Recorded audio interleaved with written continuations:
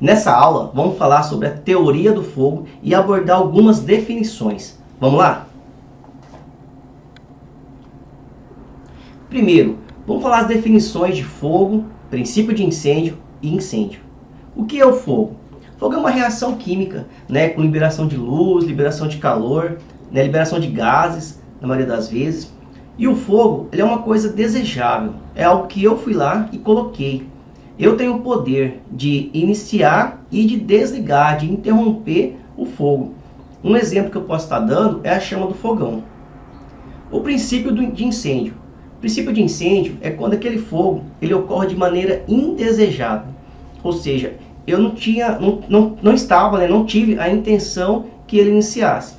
Porém, como está no início, eu ainda tenho o controle de fazer o combate e de resolver o problema. Já o incêndio é o princípio de incêndio quando ele ganha maiores proporções.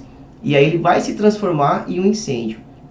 Nesse caso, já não vai ser mais fácil eu fazer o combate e interromper a ação do fogo. No princípio de incêndio, a gente consegue lá extinguir com abafamento, com resfriamento, com isolamento. Consigo quebrar a reação em cadeia de alguma forma. Já no incêndio, vai me demandar um pouco mais de trabalho. Possivelmente vou ter que estar usando mangueiras, linha de hidrante, preciso de uma estrutura muito maior. E na grande maioria das vezes, a ação do fogo vai ser de uma forma muito rápida, de forma que quando eu conseguir extinguir aquela situação, já vai ser um pouco tardia. Por quê? Já vai ter muito material queimado, a perda acaba sendo muito grande. Um exemplo que eu posso estar dando é na cozinha. Eu quero lá fazer uma comida. Eu vou e ligo o meu fogão. Então eu libero o gás, coloco lá a fonte de calor e a chama começa de uma forma desejável, porque foi eu que liguei. Quando eu quero desligar, quando eu quero interromper, eu vou e desligo a minha chama, interrompo a passagem do gás e o fogo cessa. Digamos que no meu fogão eu tenho um paninho ali, uma toalhinha ali próximo, um pano. Esses panos que a gente usa em cozinha. Digamos que o fogo do fogão ficou aceso por muito tempo, o tempo suficiente para esquentar, para aquecer esse pano e fazer com que ele venha a pegar fogo. Enquanto o fogo só estava no fogão, eu tinha esse poder de ir lá e resolver de forma fácil, só interromper o gás.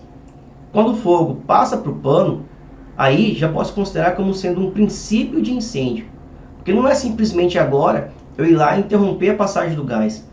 Nesse caso, eu vou precisar ou jogar uma água ali, naquele local, fazer um resfriamento e acabar com o fogo do pano. Então, do fogão é um fogo. Do pano é um princípio de incêndio. Digamos que a minha casa é de madeira. E quando o fogo passou para o pano, o pano era uma grande quantidade de pano, e aí ele foi aquecendo e conseguiu aquecer a madeira da parede da cozinha. E aí a parede da cozinha começou a pegar fogo. Nessa passagem do pano, quando ele consegue aquecer a parede e a parede também começa a pegar fogo, aí a gente já vai dar o nome de incêndio. Porque aí já não vai ser tão fácil eu ir lá e interromper essa situação. É claro, quanto antes eu fizer uma intervenção, quanto antes eu começar a fazer o meu combate, mais fácil vai ser. Coisa que a gente vai ver nas aulas, futuramente a gente vai ver nas próximas aulas, um pouquinho mais da reação do fogo, da dinâmica do fogo e um pouquinho também sobre a pirólise. E daí a gente vai entender um pouquinho melhor essa transmissão de calor. Então, fogo, princípio de incêndio e incêndio. Fogo, eu tenho controle total. É fácil de eu ir lá e interromper. Princípio de incêndio, eu consigo interromper. Porém, eu vou ter vai demandar um pouquinho mais de trabalho. Já incêndio, vai dar muito mais trabalho. Porque talvez eu consiga interromper, mas sempre vai gerar um prejuízo muito grande, de queima de materiais, perda de patrimônio e até mesmo perda de vida. Agora, a gente continua falando sobre o triângulo do fogo. Antes disso, vale a pena ressaltar que a ciência que estuda o fogo é uma coisa muito nova. Então tem muita informação, certo? De forma bem dispersa. E a questão é de ter muita mudança. né? Então, possivelmente, várias coisas vai sofrendo mudanças de nomenclatura no decorrer do tempo. Bem, quando a gente começou a estudar sobre isso, a gente falava muito sobre triângulo do fogo. O que era o triângulo do fogo? A reação química, né, entre o material combustível, entre o oxigênio e entre o meu material que vai dar início ali, que é a fonte de calor. Então, quando eu reajo calor, combustível e o comburente, que no caso o principal comburente que nós temos é o oxigênio, eu vou lá e vou ter o fogo. Então fica bem fácil, né? Quando eu estou falando, quando a gente está palestrando com pessoas mais leigas, é interessante usar esse exemplo, triângulo do fogo. Porém, com o passar do tempo, deu uma mudança, deu uma alteração na nomenclatura, né? E surgiu o tetraedro do fogo. Mas e aí, é triângulo ou tetraedro? Qual que é o certo? Eu costumo dizer que depende muito para quem você está falando, para quem você está passando a informação. Por exemplo, se eu vou dar uma palestra num condomínio, onde vai ter moradores ali, muitos nem trabalham, nem têm ideia da questão de prevenção e combate a incêndio. Nesse caso, para ficar mais fácil, para facilitar o entendimento, eu uso a nomenclatura do triângulo do fogo. Que daí a pessoa vai saber, calor, combustível e comburente. Na verdade, quando eu falo com pessoas mais leigas, eu nem falo comburente, eu já falo direto oxigênio. E a pessoa vai entender, tem oxigênio, tem material combustível, material que vai pegar fogo, tem uma fonte de calor, eu consigo, esses três reagir entre si, eu vou ter o fogo. O que aconteceu que mudou a nomenclatura? Quando falava só de triângulo do fogo, a gente tinha lá que combustível, comburente e a fonte de calor. E aí pensaram o seguinte, eu tenho três formas de ter o fogo, né? Eu tenho três elementos que formam fogo. E ele falou, se eu tenho três elementos que formam fogo, basta eu tirar um desses elementos, eu vou extinguir o fogo. E aí pensaram, se eu tenho calor, como é que eu faço para tirar o calor da reação? Eu resfrio. Maravilha. Eu tenho oxigênio, como é que eu faço para tirar o oxigênio da reação? Eu abafo. Eu tenho agora o material combustível, né? Como é que eu faço para tirar o material combustível da reação? Eu faço isolamento. Então tinha três formas de ter o fogo e três formas de extinguir o fogo, certo? Com o passar do tempo, descobriu um gás chamado gás halon, ou substâncias halogenadas. E aí percebeu que esse gás, ele também conseguia acabar com o fogo, ele conseguia fazer o combate do fogo. E aí percebeu que esse gás, a reação principal dele, não era no combustível, não era na fonte de calor, e também não era no comburente, não era no oxigênio. E aí começou a se estudar. Se o gás não reage, a reação principal dele não é no calor, a reação principal dele não é no combustível, a reação principal dele não é no comburente, como que esse gás reage, como que ele trabalha e acaba com o fogo? E aí chegou à conclusão que esse gás, a principal reação dele, a principal ação dele é na reação em cadeia. E aí sim que mudou essa nomenclatura, né? E aí deixou de ser tratado o fogo como uma reação entre três elementos e acrescentou também a reação em cadeia, porque agora eu tenho quatro formas de ter o fogo e também tenho quatro formas de extinguir o fogo, né? Para tirar o calor agora eu faço o resfriamento, para eu tirar o combustível eu faço o isolamento, para eu tirar o comburente eu faço o abafamento e o gás halon que vai agir na reação em cadeia. Então, falar triângulo do fogo, falar tetraedro do fogo, na verdade um complementa o outro.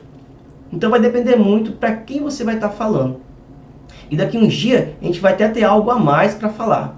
A gente vai poder trocar o triângulo, vai poder trocar o tetraedro e falar de dinâmica do fogo e falar de pirólise.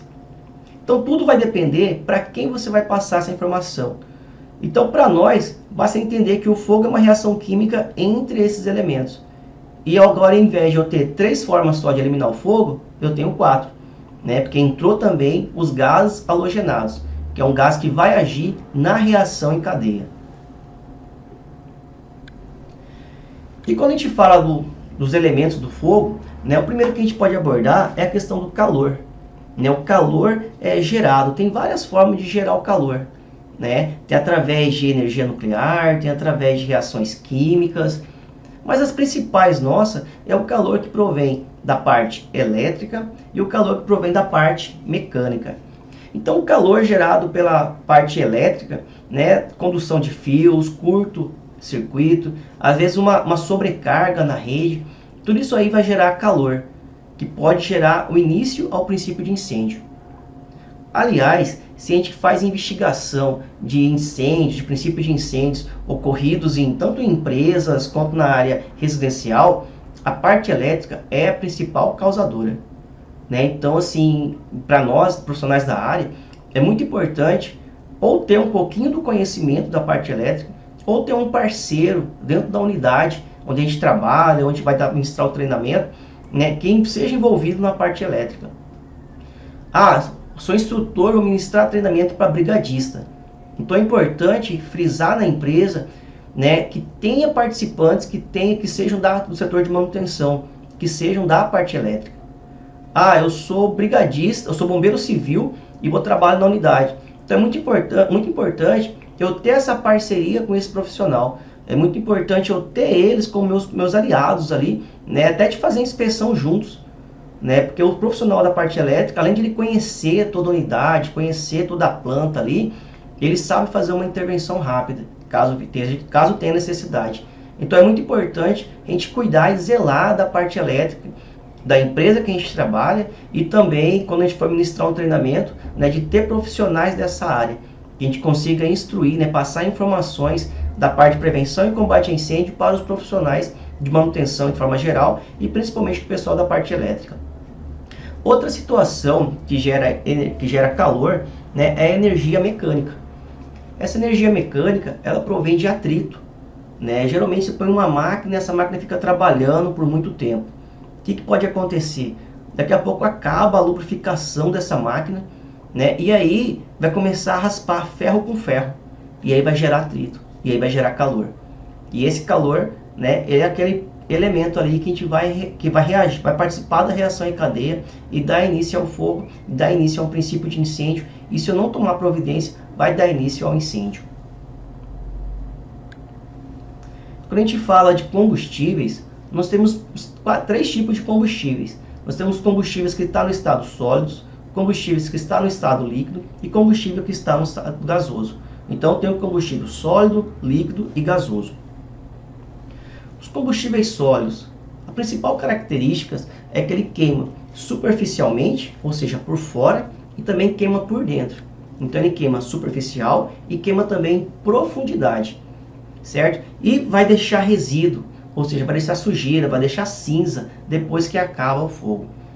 Principais exemplos que a gente pode ter: madeira, tecido, papel, papelão, né, plástico, isopor, esses materiais, borracha.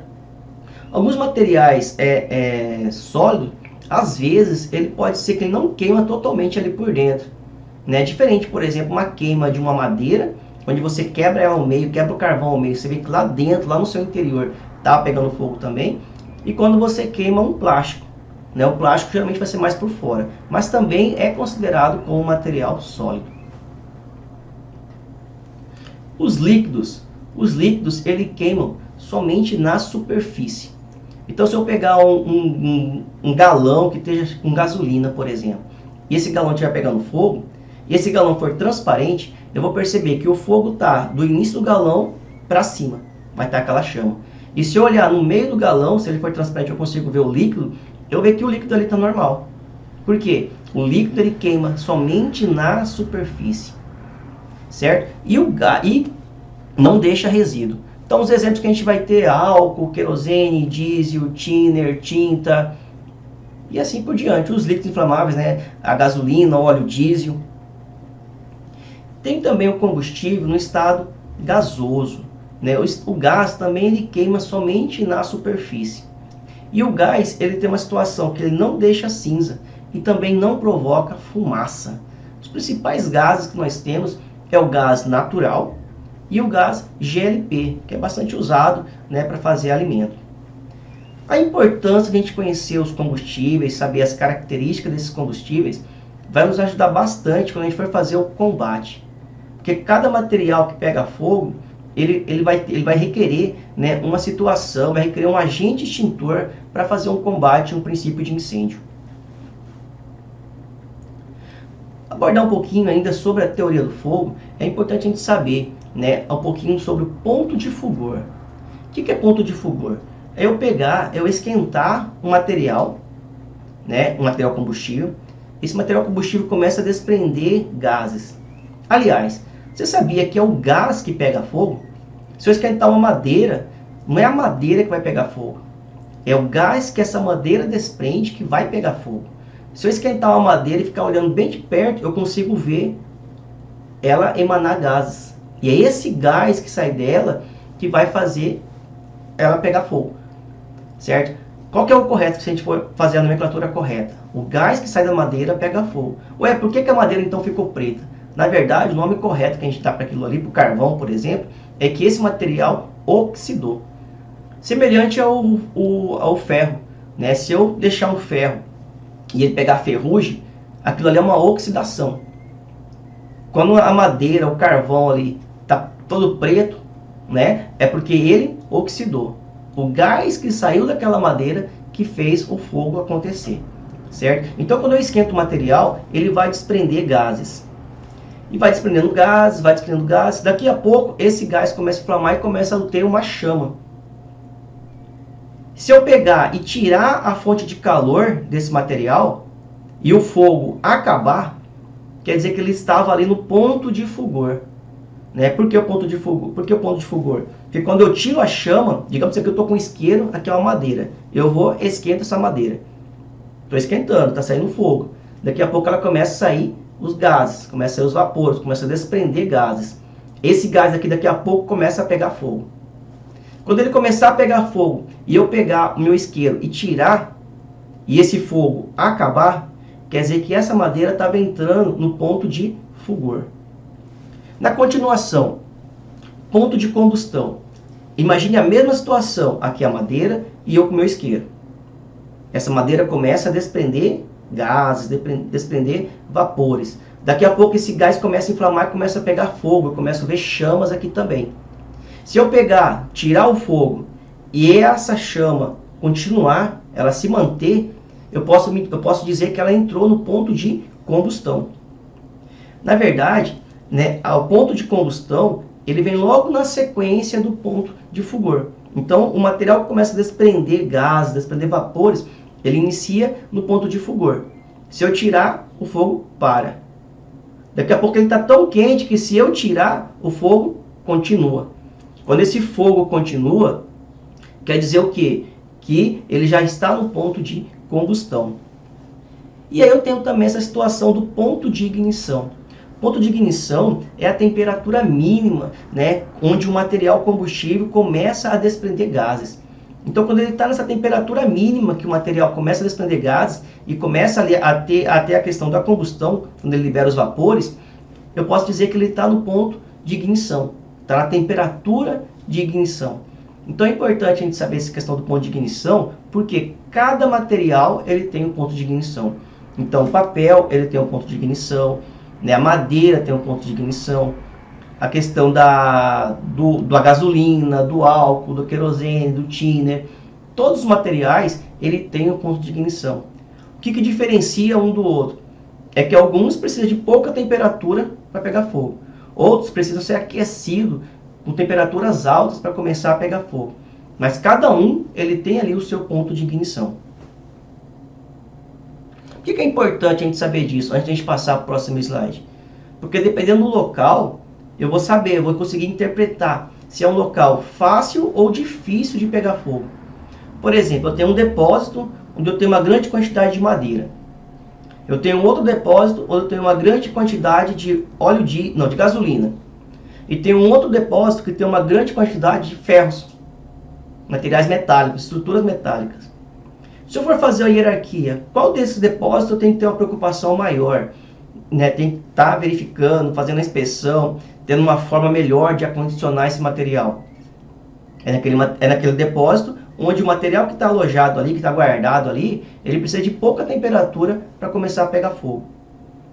Então, a ideia é de a gente conhecer, saber um pouquinho da temperatura, do ponto de ignição, é eu entender qual local da minha empresa, qual setor da empresa onde eu trabalho, eu preciso ter uma maior atenção. Essa questão, ó, gases, vapores emitidos. O que é interessante a gente saber disso, certo? Então tem vapores, tem gases combustíveis, tem gás liberado, que liberam fuligem, e tem também um pouquinho da pirólise. O que é isso? A fumaça, né, o gás que sai do material, ela pega fogo. Então a gente tem que ter muito cuidado com isso também, porque a fumaça que sai de um incêndio, além de ela ser muito quente, ela tem gases ali que pega fogo.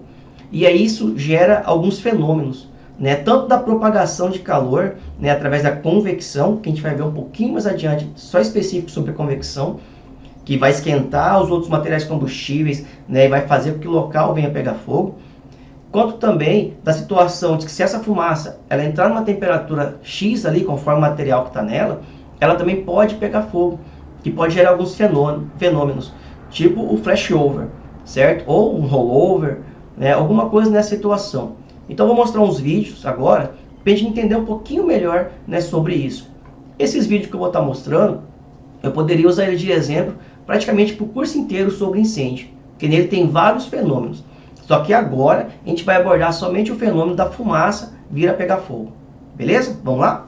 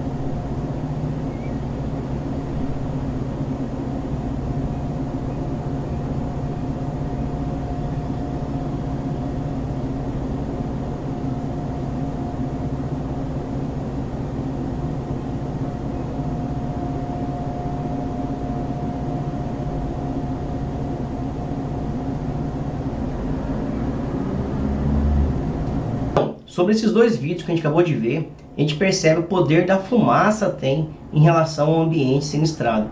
Percebemos que a fumaça, além de ela ser quente, dela fazer o calor se propagar, ela também é um combustível. Então ela trabalha ali junto, o calor e o combustível. Quando a gente estuda um pouquinho mais isso, a gente vai ver esse poder com um nome chamado pirólise, né? Onde a fumaça, onde a massa de ar quente, ela vai aquecendo outros materiais, ela faz com que esses outros materiais, ela comece a desprender a calor, desprender gases e começa a fazer esses outros materiais a pegar em fogo também. É como se fosse aqui, ó. Aqui está o fogo, certo? Aqui está a fumaça, está todo o material sendo trabalhado. Aqui é o início. Por propagação de calor, esse material que está aqui, ele vai aquecendo os materiais que estão do lado. E aí esse material que está aqui do lado, ele começa a desprender vapores, né? Que a gente fala que ele entrou ali no ponto de fulgor.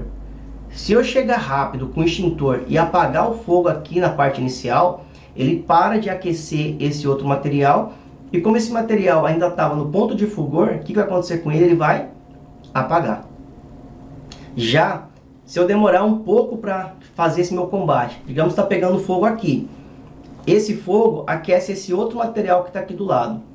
Esse material do lado começa a desprender vapores, desprender gases e começa a entrar no ponto de fulgor. Se eu conseguir fazer o combate no ponto de fulgor ainda, eu consigo eliminar. Agora, se eu demoro um pouco mais, esse material aqui, ele sai do ponto de fulgor e passa a entrar no ponto de combustão. Onde mesmo eu apagando esse fogo aqui, ele já está pegando fogo também agora. É dessa forma que o princípio de incêndio deixa de ser princípio e passa a ser um incêndio, que ele vai ganhando maiores proporções. E aí a gente vê a importância de entender um pouquinho, né, sobre aquilo que a gente viu agora há pouco lá atrás. Ponto de fulgor, ponto de combustão e temperatura de ignição.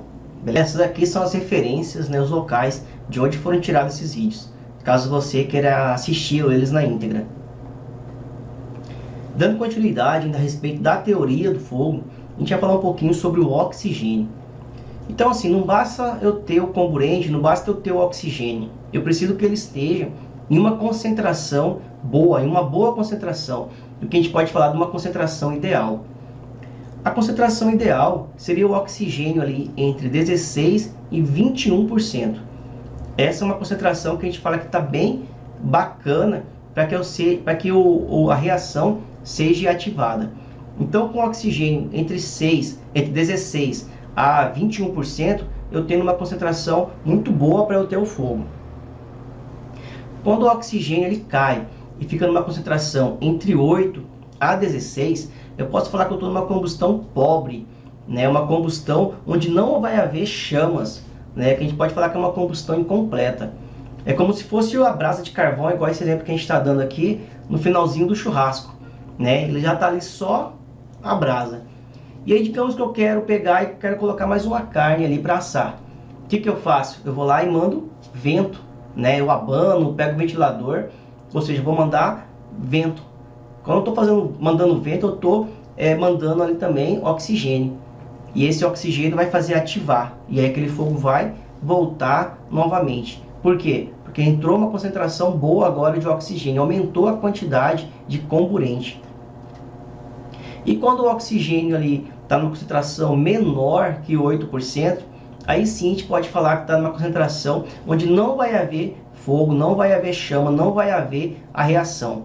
Então, recapitulando, de 0, né, a 8%, não vou ter a questão do fogo. Acima de 8 ali, certo?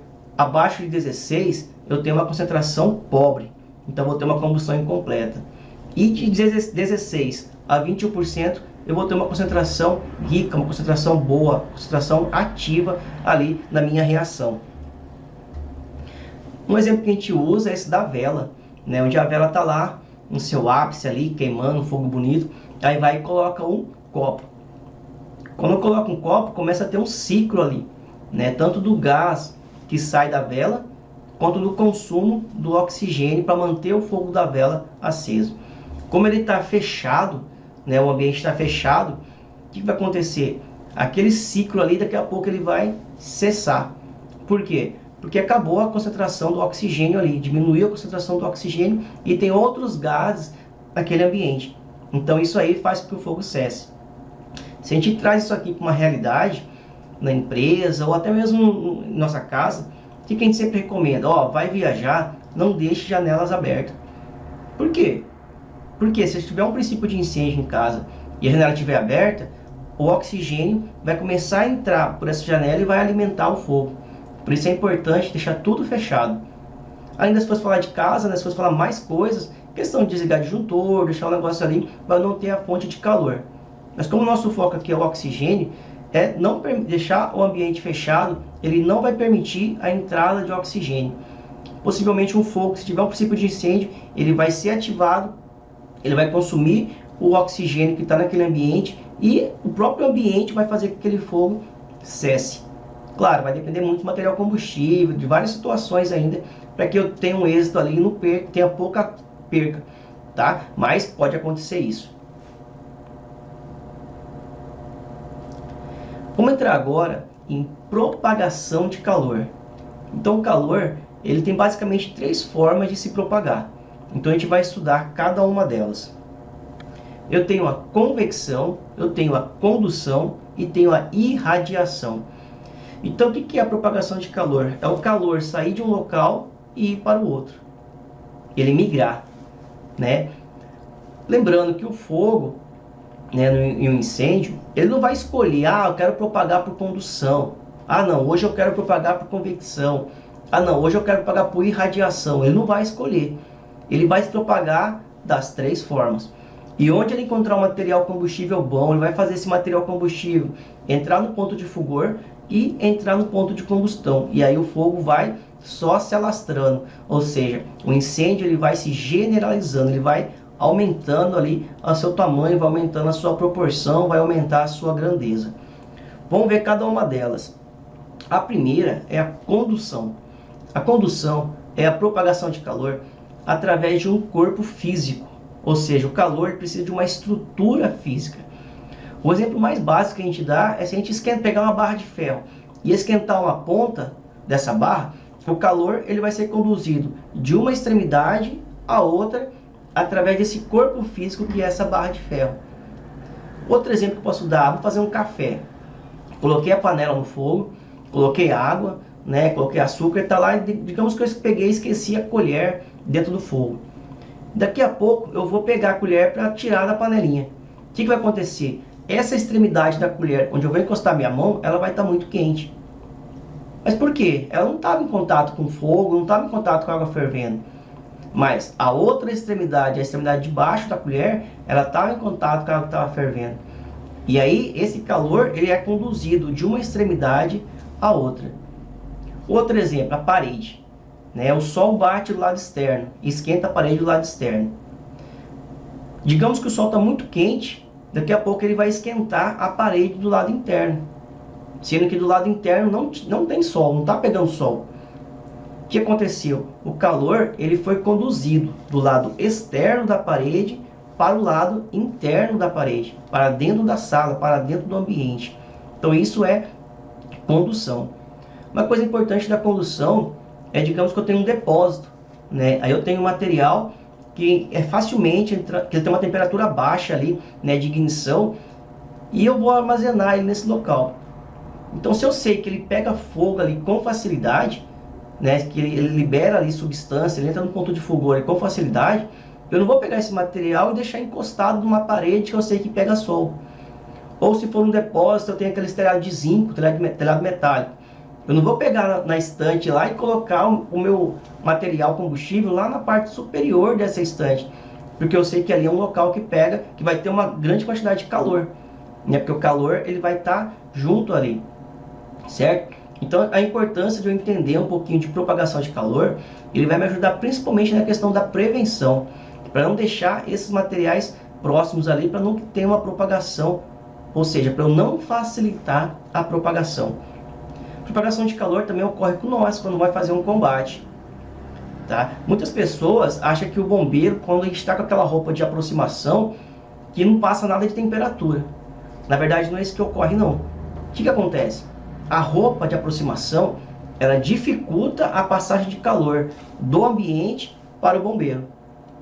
Mas, em questão de algum tempo, né, o calor começa a passar para o lado de dentro também, certo? Por que eu estou falando isso? Porque muitos, da primeira vez, quando colocam uma roupa de aproximação, tem a sensação que tem superpoderes.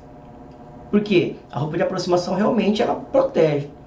Mas, dependendo do tempo que eu ficar no ambiente que está pegando fogo, o calor vai se propagar ali do lado externo da roupa para o lado interno. E vai ter contato com o meu corpo. Então a gente precisa também ter muito cuidado em relação a isso. Outra forma, continuação de propagação de calor, tá? Então isso possibilitará a combustão em materiais combustíveis próximo da estrutura. Então eu tenho esse exemplo, né, onde eu tenho ali o local pegando fogo, e aí ali tem, aqui nesse desenho, nessa ilustração, ela me demonstra várias formas de propagação de calor, né? A fumaça ali pela convecção, as setinhas mostrando ondas de calor, então a irradiação e o contato, né? Quando eu aqueço uma parte e a outra parte é aquecida também através de uma estrutura física, né? Quer dizer que foi por condução. A convecção é a massa de ar quente que sai do fogo, né? A principal situação de massa de ar quente que sai do fogo é a fumaça. Então a fumaça ela também propaga calor, né? A fumaça você vê que ela tem um fator muito importante, né? A gente precisa entender sobre a fumaça, porque ela é quente, então ela propaga calor. Ela tem gases, então ela pode pegar fogo. Ela leva fuligem também, que pode fazer esse fogo se propagar.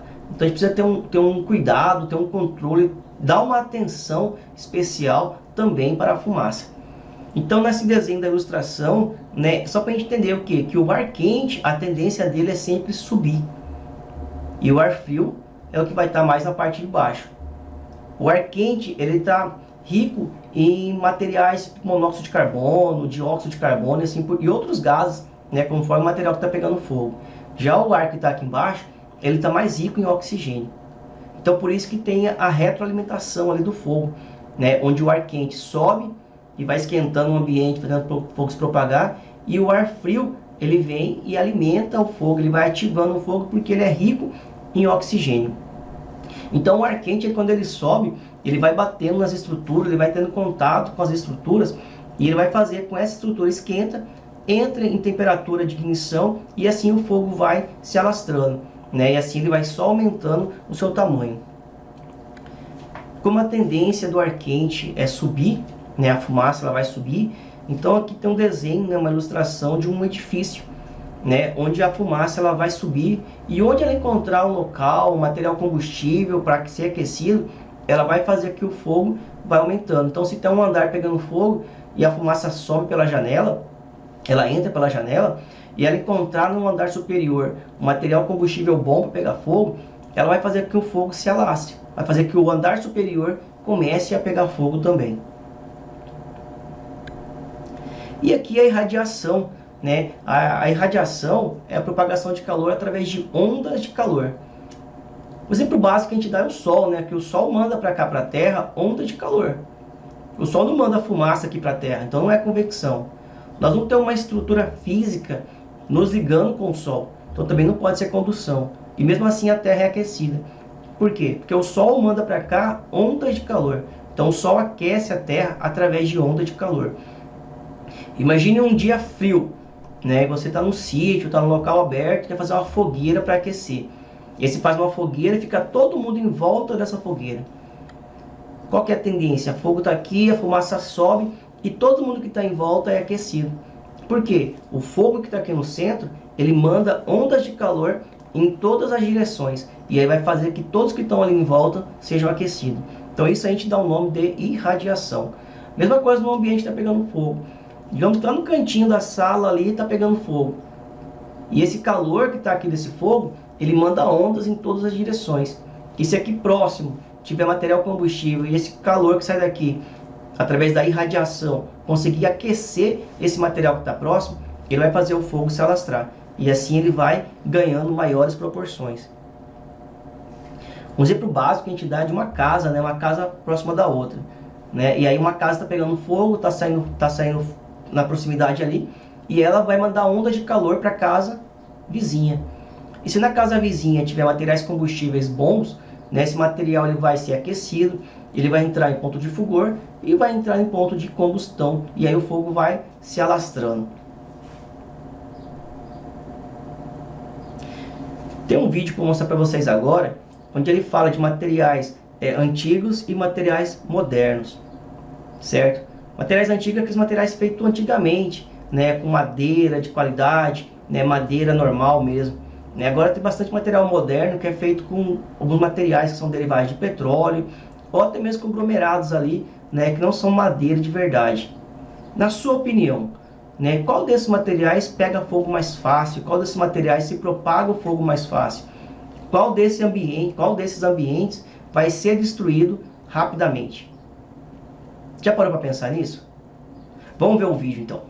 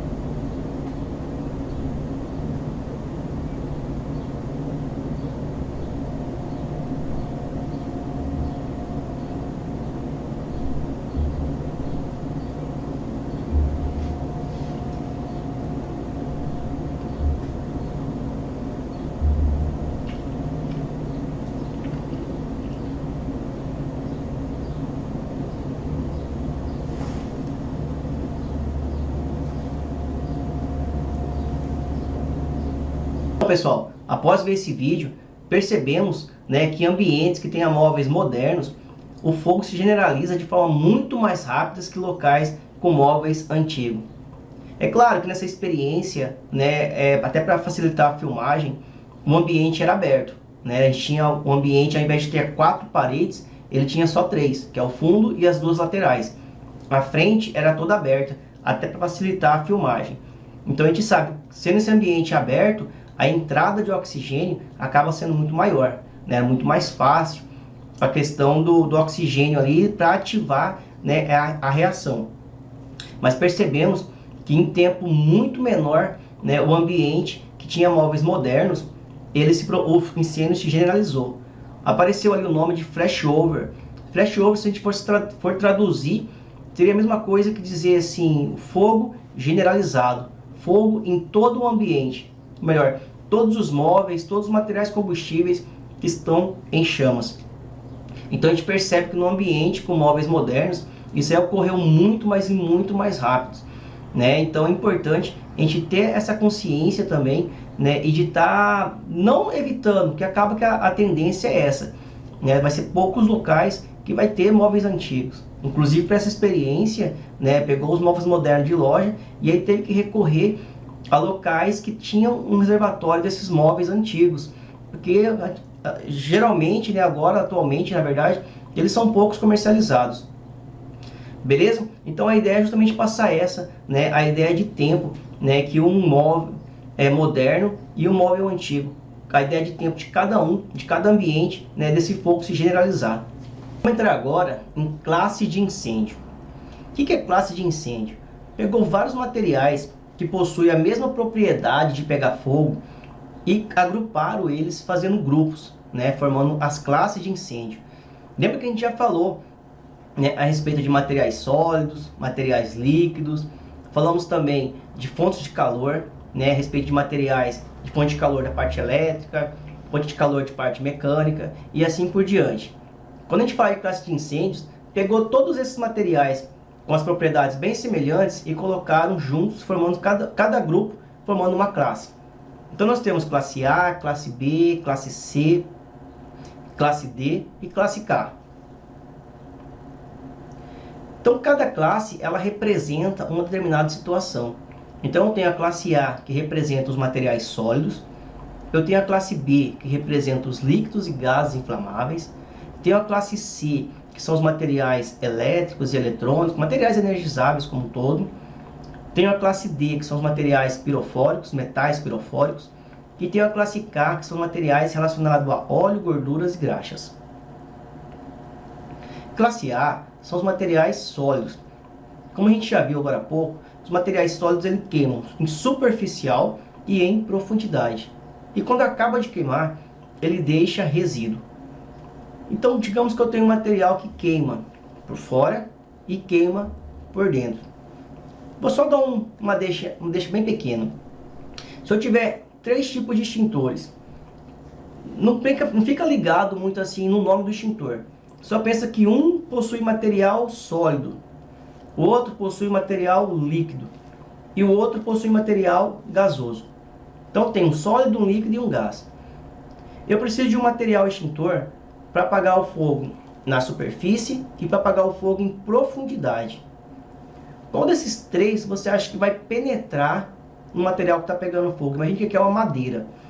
Qual desses 3 vai penetrar na madeira e vai combater o fogo lá no seu interior? O sólido, será que o sólido consegue penetrar? O gasoso, será que o gasoso consegue penetrar lá no íntimo da madeira, lá na profundidade da madeira e apagar o fogo lá nesse local? Ou será que é o líquido? Jogar o líquido vai penetrar por toda a madeira e vai combater o fogo na superfície e em profundidade. O sólido, eu diria que não vai penetrar. O gás, talvez pela pressão, ele pode penetrar, mas vai ser pouca coisa. E o líquido? O líquido sim, ele vai até o final. Então, se for falar de combate a princípio de incêndio de materiais sólidos, qual vai ser o melhor extintor? O líquido. Qual o extintor de líquido que nós temos? A água.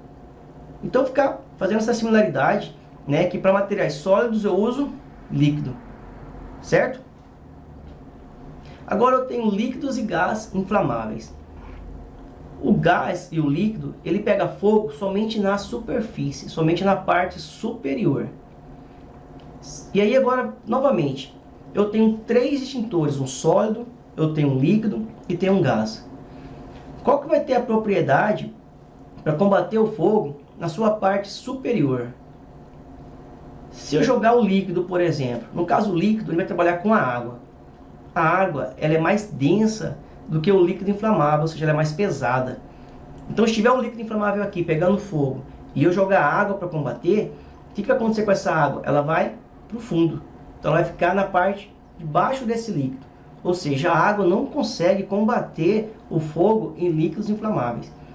Além de não conseguir combater, pode acontecer pelo menos duas situações adversas, que é a água espalhar esse líquido, caso ele esteja no chão, e se ele estiver num ambiente metálico, esse ambiente estiver aquecido, a água, quando encosta nessa parte aquecida, no calor, ela vai se transformar, sair do estado líquido, vai para o estado gasoso, e isso pode gerar até uma explosão.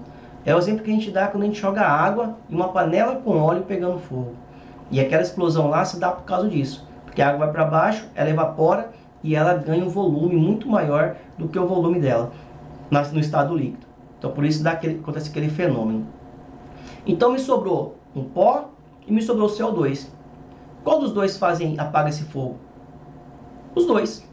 Qual é melhor numa situação dessa? O melhor, o mais indicado é eu usar o pó. Porque o pó químico, ele é um extintor que trabalha bem em baixa pressão. O CO2, ele é um extintor que trabalha bem em alta pressão. Então, se eu jogar o CO2, apaga? Apaga. Mas eu tenho chance também de empurrar, né, de esparramar esse líquido que está pegando fogo, e com isso o fogo pode se propagar. Já se eu usar o pó, ele vai espalhar ali e vai fazer um abafamento também. Então ele vai conseguir extinguir o fogo e um líquido pegando fogo. Vamos para o próximo. O próximo é a classe C. A classe C são os materiais elétricos energizados. Esses materiais, né, ele tem a situação de ter armazenamento de energia elétrica dentro dele. Se eu usar água, a água conduz corrente elétrica, então eu posso tomar um choque. Me sobrou novamente o pó e o CO2. Qual apaga? Os dois apagam fogo em parte elétrica. Qual é o melhor? Qual é o mais indicado? O CO2. Porque o CO2, ele apaga esse fogo e ele já dispersa no ar, ele não deixa resíduo. Já o pó, quando eu uso o extintor de pó químico, ele apaga o fogo, só que ele vai ficar aqui no ar, ó, vai formar uma nuvem. E ele vai impregnar em outros equipamentos, podendo danificar esses equipamentos ou, no mínimo, deixar a vida útil dele menor.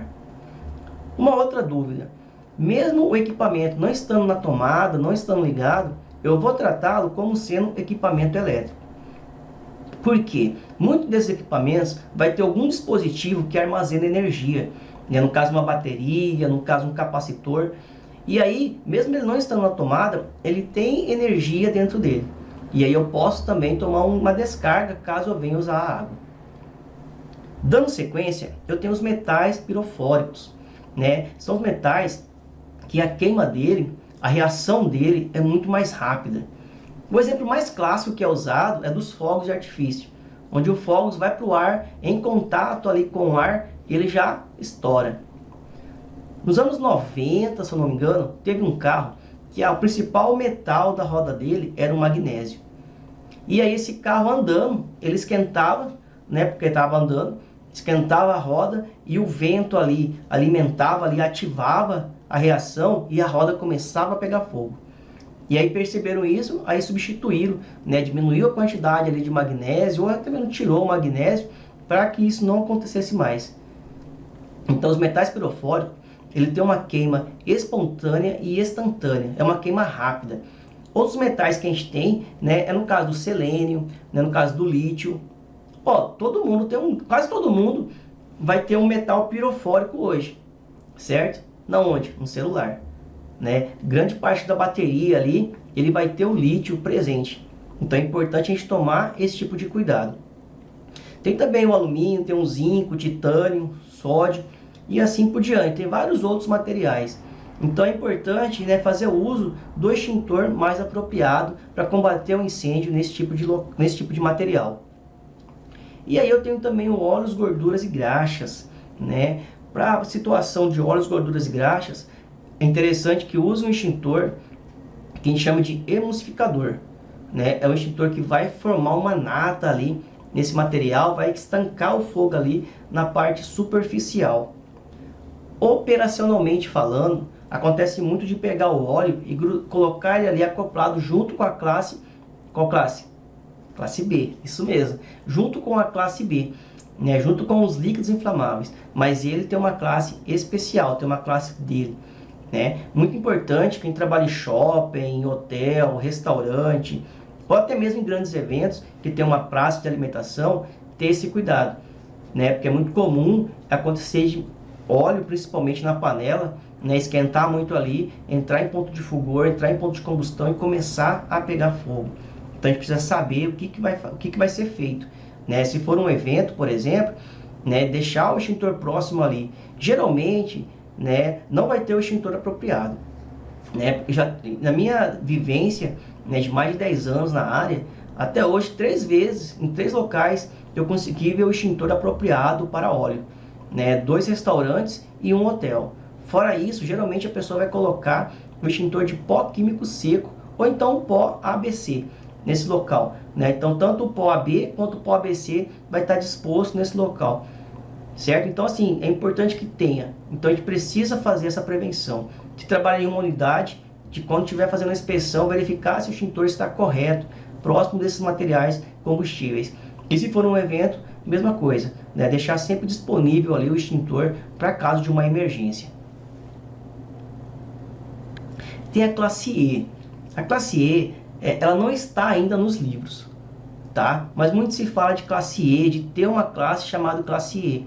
E essa classe, ela vai trazer materiais explosivos e materiais radioativos, certo? Mas tem pouca informação ainda sobre ela. Mas futuramente pode ser que na literatura, nos livros aí, tragam essas classes. Outra coisa, pessoal, como curiosidade, essa questão de classe, ela não é uma coisa mundial, não é uma coisa universal. Pode ser que se eu pegar livros de outros locais, de outros países, as classes sejam diferentes, tá? Eu descobri isso aí esse ano, fazendo um curso de especialização, e eu estava conversando, né, e nesse curso tinha pessoas de outros países, né, pessoas de Portugal, e tinha uma que era de Angola. E lá, nesses locais, né, utilizam classes diferentes. Então achei bem interessante, né, porque na minha cabeça estava que esse tipo de classe era universal, qualquer lugar que eu fosse, falasse dessas classes, todo mundo ia entender, mas não é assim não, certo? Então para nós, a gente utiliza essa nomenclatura, A, B, C, D e K. Agora nós vamos falar sobre métodos de extinção de fogo. Vamos buscar aquele conhecimento lá do início, né, sobre do que o fogo é formado, né? Então o fogo é formado pela reação química entre calor, entre o combustível e entre o comburente. Então preciso dessas 4 situações aqui para eu ter o fogo.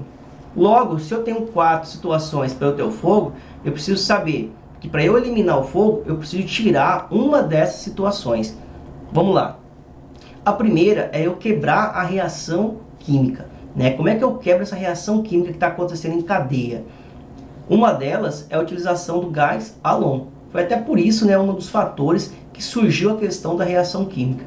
Então, quando eu falo de quebra da reação química, a situação mais utilizada, mais eficiente para eu fazer isso é a utilização do gás halon. Quando eu quero tirar o calor, como é que eu faço para tirar o calor? Aí eu vou fazer o resfriamento. Então, se eu tiver alguma forma de fazer o resfriamento, né, eu vou agir, quando eu ajo da forma para tirar o métodos de extinção do fogo. Vamos buscar aquele conhecimento que a gente viu agora há pouco. Se eu sei que para eu ter o fogo, eu preciso da reação química entre o calor, combustível e comburente, então eu sei que eu tenho 4 elementos aqui, 4 situações para eu ter o fogo. Logo, eu tenho que saber o que? Para eu eliminar o fogo, para eu extinguir ele, eu preciso remover, eu preciso trabalhar em cima de uma dessas 4 situações. A primeira é a reação química em cadeia. Como é que eu faço para eu agir na reação química que está acontecendo? A forma mais eficiente, a forma mais utilizada para eu fazer isso é eu usar o gás halon. O gás halon ele age diretamente ali na reação química. Com isso eu vou extinguir o fogo. Outra forma é eu agir no calor, é eu remover o calor do fogo. Como é que eu faço para remover o calor do fogo? É eu agir fazendo resfriamento. A forma mais utilizada para eu fazer o resfriamento é a utilização da água. Mas, gente, não pode ser qualquer água. Tem que ser uma água pressurizada. Se eu usar uma água de forma normal, sem pressão... Quer ver uma coisa? Uma vez eu vi uma reportagem sobre bombeiro no Brasil. E aí nessa reportagem teve uma coisa que me chamou bastante atenção. Em locais que não tinha o corpo de bombeiros. E aí estava uma casa pegando fogo e o vizinho subiu no telhado e estava com essas mangueiras de jardim, essas mangueiras que a gente usa para molhar planta, tentando apagar, tentando agir, tentando fazer alguma coisa. Não estou nem criticando a ação dele, porque naquela região era a única coisa que dava para ser feita, né? Utilização de água ali. Só que se a gente analisar de forma mais técnica, de forma profissional, a gente vê que aquilo ali não ia ajudar em nada. Por quê? A água, quando ela é usada sem pressão, ou sem a pressão suficiente, ela evapora antes mesmo de chegar próximo do fogo. Então ela não vai ajudar em muita coisa, né? Ela vai fazer um paliativo ali, né? Uma situação, mas é bem pouca a ajuda que essa água vai estar trazendo para essa região que está sinistrada. Porque a água precisa ter pressão. E aí, né, vai ser coisa que a gente vai ver futuramente sobre alguns equipamentos, né, sistema de hidrante, por exemplo. A gente percebe que o sistema de hidrante ele tem que ter pressão. Seja uma caixa que fica em um local alto, onde essa pressão vai vir por gravidade, ou seja uma pressão, a utilização de uma motobomba, para mandar a pressão suficiente. Você sabe me dizer qual que é a pressão que tem que sair do hidrante? Quando eu ligo o hidrante, aciono o motor, qual que é o jato d'água que tem que sair dali? Lembra? 10 metros. Então o mínimo que tem que sair de água ali é um jato sólido ali de 10 metros. E do extintor? Mesma coisa. Se eu ligar o jato do extintor de incêndio, extintor de água, a pressão que tem que estar ali dentro é uma pressão que dê pelo menos 10 metros de distância. Essa é a pressão ideal para utilizar uma água. Ideal conforme as normas que a gente tem atualmente, né? Então não basta ser água, né? Tem que ter pressão. Então água pressurizada. Outra forma, né? A questão do resfriamento, aqui tá ilustrando, tanto com a utilização do hidrante, né? Fazendo um tipo de jato, jato neblinado, jato sólido. Aqui é só para ilustrar mesmo a utilização de água para fazer o resfriamento. E para eu tirar o comburente, para eu tirar o oxigênio, como é que eu faço? Eu preciso fazer o abafamento, né? Então abafar, a panela está pegando fogo com óleo, né? Tem aquela técnica que a gente pega um pano, molha, torce para tirar o excesso de água, né? Desliga a fonte de combustível que está ali, desliga o gás e coloca um pano em cima dessa panela que está pegando fogo, vai fazer um abafamento. Se eu utilizar um extintor, ele também vai fazer o abafamento. Então quando eu faço o abafamento, eu estou agindo em cima do comburente, né? O mais comum, né, que a gente pode estar falando é a questão do oxigênio. Então eu estou agindo em cima do oxigênio, eu estou abafando o fogo. Outra forma de fazer, isso estou falando de técnicas simples, tá? Tem técnica utilizando água também, que também faz o abafamento. Mas aqui está uma forma mais simples ainda. Então o abafamento aqui eu estou agindo, né, para retirar o comburente do fogo. Então abafamento, a utilização de extintores, né? Se a gente perceber nessa primeira foto, né, uma cor um pouquinho mais azulada, então está usando um extintor de pó ABC, e da outra foto está usando o extintor também ali para fazer o abafamento. E a outra forma é eu fazer o isolamento. Quando eu faço o isolamento, eu estou agindo em cima do material combustível. Digamos que eu estou num local, estou numa sala, estou numa indústria, ou até mesmo em um evento, e aí começa a pegar fogo, e aí eu olho para os lados, não consigo identificar extintores. Então não consigo fazer nenhum resfriamento utilizando água, nem o abafamento utilizando CO2 ou o próprio pó químico seco. E aí eu preciso fazer o quê? O isolamento. O que é o isolamento? É eu pegar os materiais que ainda não pegaram fogo e afastar e retirar do local, de forma que o calor do fogo não venha interferir nesses materiais, de forma que venha fazer que ele venha pegar fogo também. Então vou fazer o isolamento. O isolamento também é bastante utilizado na parte florestal, né, numa situação que a gente chama de fazer acero. O que é fazer o acero? É retirar, é remover a vegetação, de forma que está pegando fogo aqui nesse campo, e o fogo está vindo em direção a esse outro campo. Então eu faço um acero, eu tiro a vegetação daqui, seja retirando com máquinas, ou de forma com ferramentas manual, né, ou até mesmo fazendo um fogo contra fogo, certo? Que são técnicas que a gente aprende quando a gente faz a parte da especialização em incêndio florestal. Quando a gente faz essa remoção, a gente vai dificultar, não vai impedir de forma 100%, então mas a gente vai dificultar que o fogo, quando chega aqui, ele continue na outra propriedade. É claro que depende muito de tipo de vegetação, tipo de relevo, velocidade do vento, para que esse fogo vá ou não para outra propriedade. Mas o acero é uma forma que vai ajudar, que vai contribuir com essa situação. Beleza? Então, recapitulando, eu consigo fazer o isolamento, eu posso fazer o resfriamento, eu posso fazer o abafamento e posso também agir na reação em cadeia. Turma, agora que a gente chegou ao final da parte de teoria do fogo, eu quero propor um exercício. O que eu vou fazer? Eu quero que todo mundo, que assim que terminar de assistir essa aula, me dá um oi no WhatsApp, e aí eu vou estar encaminhando para você uma atividade para a gente estar desenvolvendo. Beleza? Estou esperando, bem ansioso, a sua mensagem no WhatsApp para eu estar te enviando esse exercício. Beleza? Grande abraço, a gente se vê na próxima aula.